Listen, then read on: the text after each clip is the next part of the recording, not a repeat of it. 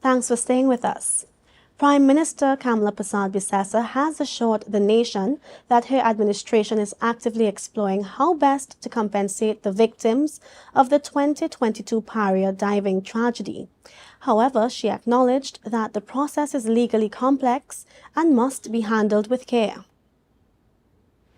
Speaking at a post-cabinet media briefing yesterday, the Prime Minister said the government is committed to ensuring the families of the 4 divers who died and lone survivor Christopher Budram receive compensation, but stressed that legal issues must be resolved first. Yes, the compensation, that one is a little more complicated because there are 2 stages in that process, and I've already shared with my team, we want to be careful how we proceed with it, because there may be an appearance of a conflict of interest, given that the lawyers involved for the divers, the one who's alive, and the survivor one, and then the others where the person was actually died.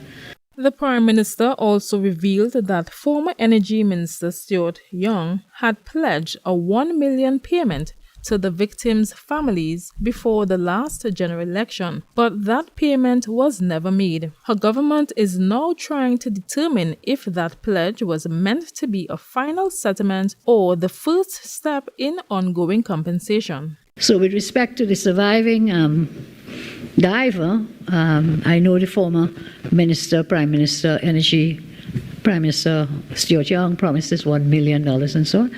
We are looking at it to see how best we can do it. One possible solution, she suggested, is to bring the matter before a judge to help mediate and settle the compensation dispute. This, she said, could prevent drawn-out legal wrangling where one side says $5 million, the other side says $1 million.